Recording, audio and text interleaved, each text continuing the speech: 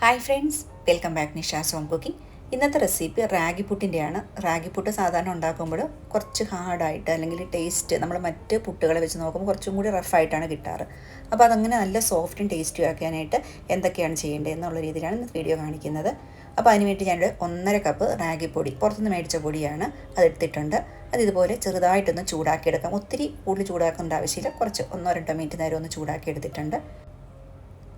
ഇതിനകത്തോട്ട് ഞാൻ 1 ടീസ്പൂൺ ഉപ്പ് ചേർത്തിട്ട് ആവശ്യത്തിന് വെള്ളം ഒഴിച്ച് പുട്ടിൻ്റെ പൊടി നനയ്ക്കുന്ന പോലെ തന്നെ നനച്ചെടുക്കുകയാണ്. അപ്പോൾ എപ്പോഴും കൂടുതൽ വെള്ളം ഒഴിക്കാതെ കുറേശ്ശെ വെള്ളം ഒഴിച്ചിട്ട് നനയ്ക്കണമായിരിക്കും നല്ല. ചിലപ്പം ഒന്നിച്ചങ്ങ് ഒഴിക്കുമ്പോൾ ചിലപ്പോൾ കൂടിപ്പോകാൻ സാധ്യതയുണ്ട്.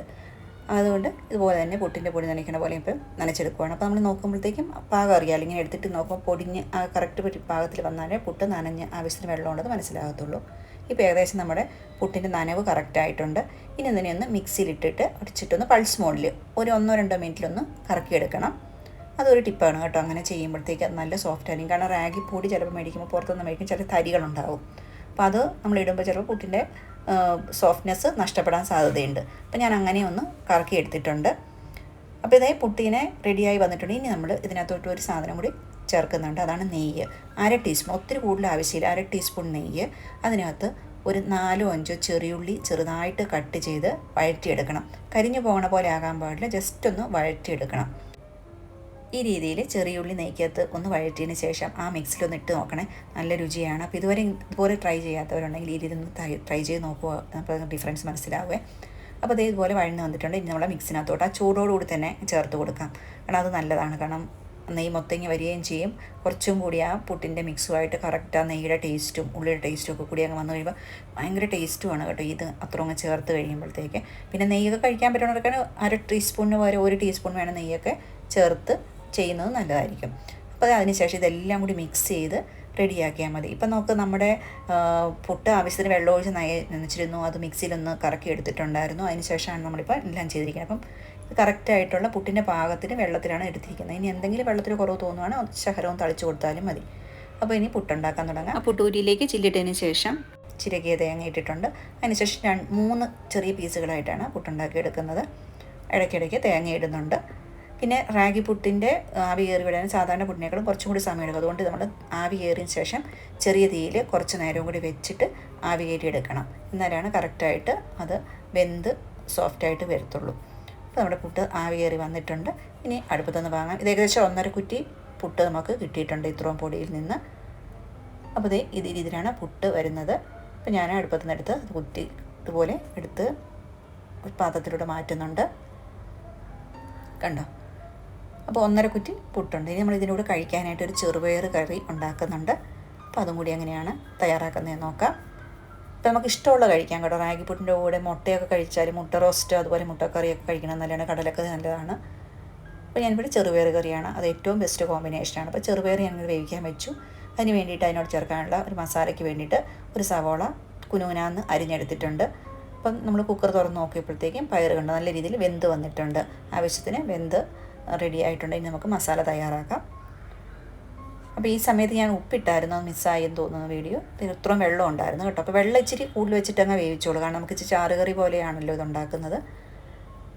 ഇനി നമുക്ക് മസാല തയ്യാറാക്കാം. അപ്പോൾ അതിന് വേണ്ടിയിട്ട് ഞാൻ മിക്സിയുടെ ജാറിലോട്ട് ഒരു ചെറിയ പീസ് ഇഞ്ചി, 2 ചെറിയുള്ളി, 3-4 വെളുത്തുള്ളി, 3 പച്ചമുളക്, ഒരു തക്കാളിയും കൂടി അരിഞ്ഞിട്ട് മിക്സിയിലിട്ട് കൊടുക്കുവാണ്. എന്നിട്ട് നല്ല രീതിയിൽ പേസ്റ്റ് പോലെ നമുക്ക് അരച്ചെടുത്തിട്ട് വരാം. ഇനി ഒരു ചീനിച്ചിട്ട് അടുപ്പത്ത് വെച്ചിട്ട് കുറച്ച് വെളിച്ചെണ്ണ ഒഴിച്ചിട്ട് അതിനകത്തോട്ട് ജീരകം, 1 ടീസ്പൂൺ ജീരകം ഇട്ട് ചെറുതായിട്ട് അരിഞ്ഞ സവോള, ഒരു സവോളയാണ് കൊത്തിയരിഞ്ഞ സവോള ഇട്ട് കൊടുത്തിട്ടുണ്ട്. പിന്നെ കുറച്ച് കറിവേപ്പിലയും കൂടി ഇട്ട് അതൊന്ന് വഴറ്റണം. ഒത്തിരി നേരം ഒന്നും ബ്രൗൺ കളറാകുന്ന രീതിയിലൊന്നും വഴറ്റേണ്ട ആവശ്യമില്ല. ജസ്റ്റ് ഒന്ന് വാടി വരുന്ന സമയത്ത് നമ്മളിപ്പോൾ നേരത്തെ തയ്യാറാക്കി വെച്ചിരിക്കുന്ന മസാലയുടെ കൂട്ടുണ്ടല്ലോ അതിനകത്തോട്ട് ചേർത്ത് കൊടുക്കാം. അതും എണ്ണയൊന്ന് തെളിഞ്ഞ് വരുന്നതിന് വഴറ്റാം. അതിനുശേഷം അതിനകത്തോട്ട് 1 ടീസ്പൂൺ മല്ലിപ്പൊടി, 1 ടീസ്പൂൺ മുളക് പൊടി, 1/2 ടീസ്പൂൺ മഞ്ഞൾപ്പൊടി ചേർത്ത് ഒന്ന് വഴറ്റി വെക്കാം. അത് വഴന്ന് വരുന്ന സമയത്ത് നമ്മൾ നേരത്തെ വേവിച്ച് വെച്ചിരിക്കുന്ന ചെറുപയർ അതിനകത്തോട്ട് ചേർത്ത് കൊടുക്കാം. ഇനി എല്ലാം കൂടി ഒന്ന് മിക്സ് ചെയ്ത് ഇളക്കാം. ഇനി നമ്മൾ തേങ്ങയൊന്നും ചേർക്കുന്നൊന്നുമില്ല, സവോളയും തക്കാളിയും മാത്രമാണ് ഇതിനകത്ത് മെയിനായിട്ട് ചേർക്കുന്നത്. ഇനി ആവശ്യത്തിന് വെള്ളം, നമ്മുടെ കറിക്ക് ആവശ്യമായ അളവിൽ വെള്ളം ചേർത്ത് കൊടുക്കുക. ഞാനിപ്പോൾ ഈ ഒരു കുറുകിയ പാകത്തിലാണ് തയ്യാറാക്കി എടുക്കുന്നത്. ഉപ്പ് കുറവെന്ന് തോന്നിയത് കൊണ്ട് കുറച്ചും കൂടി ഉപ്പ് ചേർത്ത് കൊടുക്കുന്നുണ്ട്. പിന്നെ എരിവൊക്കെ ഓരോരുത്തരുടെയും താല്പര്യം പോലെ. ഞാനിപ്പോൾ കാശ്മീരി ചില്ലി പൗഡർ 1 ടീസ്പൂൺ 3 പച്ചമുളക് ഇട്ടിട്ടുണ്ടായിരുന്നു, അത്ര ചേർത്തിട്ടുള്ളൂ. കുറച്ചും കൂടി എരിവ് വേണ്ടവർക്ക് വേണേൽ അതും കൂടി ചേർത്ത് കൊടുക്കാം. ഇത്രേ ഉള്ളൂ, സിമ്പിളായിട്ടുള്ളൊരു കറിയാണ്. അപ്പോൾ നമ്മുടെ ചെറുപയർ കറിയും റെഡിയായി വന്നിട്ടുണ്ട്. ഇനി ഒന്ന് കടുക് താളിക്കണം. ഒരു ചീനിച്ചട്ടി അടുപ്പത്ത് വെച്ച് അതിനകത്തോട്ട് വെളിച്ചെണ്ണ ഒഴിച്ച് കടുക് പൊട്ടി വരുമ്പം ഡ്രൈ ചില്ലിയും കറിവേപ്പയും കഴിച്ചിട്ട് ഒന്ന് മൂത്ത് വരുമ്പോഴത്തേക്കും നമ്മൾ നേരത്തെ കറിയിലേക്ക് ഒഴിച്ച് കൊടുത്താൽ മതി. നല്ലൊരു ബ്രേക്ക്ഫാസ്റ്റാണ് ഇത്. ചിലർക്ക് വേണേൽ ഡിന്നറാക്കി ചെയ്യിക്കാൻ പറ്റും കേട്ടോ. രാത്രിയിൽ പുട്ടൊക്കെ കഴിക്കാൻ പറ്റുന്നവർ അത് ഡിന്നറായിട്ട് ഉപയോഗിക്കുകയാണെങ്കിലും വളരെ നല്ലതാണ്. വളരെ ഹെൽത്തി ആയിട്ടുള്ളൊരു ബ്രേക്ക്ഫാസ്റ്റ് റെസിപ്പിയാണ്. പലരും നമുക്കിപ്പം ഡോക്ടേഴ്സിൻ്റെ സജഷൻ കൊണ്ടൊക്കെ ഷുഗർ അല്ലെങ്കിൽ ഹെൽത്തിന് പ്രോബ്ലം ഉള്ളവർ ആരോഗ്യത്തിന് വെയിറ്റ് കുറയാനൊക്കെ റാഗിപ്പുട്ട് തയ്യാറാക്കും. പക്ഷേ എല്ലാവരും കോംപ്രമൈസ് പോലെ അതുപോലെ കഴിക്കുകയാണ്. പക്ഷേ ഈ രീതിയിൽ ഒന്ന് ട്രൈ ചെയ്ത് നോക്കൂ. നല്ല രുചികരമായിട്ട് രീതിയിൽ തന്നെ നമുക്ക് റാഗിപ്പുട്ട് ഉണ്ടാക്കിയെടുത്ത് കഴിക്കാൻ പറ്റും. അപ്പോൾ ഇന്നത്തെ ഈ ബ്രേക്ക്ഫാസ്റ്റ് റെസിപ്പി ഇതോടെ തീരുവാണ്. അപ്പോൾ അത് ഇതുപോലെ ഞാൻ ഒരു ചെറിയ പുട്ട്, നമ്മൾ കൂടുതൽ പുട്ടിനേക്കാളും കൂടുതൽ നമ്മളതിനകത്ത് കഴിക്കേണ്ടത് ആ ചെറുപയറും കൂടി കൂട്ടി നല്ല രീതിയിൽ മിക്സ് ചെയ്ത് കഴിക്കാം. ഇനി വേണ്ടവർക്ക് പപ്പടമോ പഴമോ ഒക്കെ മിക്സ് ചെയ്ത് കഴിക്കാവുന്നതാണ്. അപ്പോൾ വീഡിയോ ഇഷ്ടപ്പെട്ടു എന്ന് വിചാരിക്കും. Thank you for watching.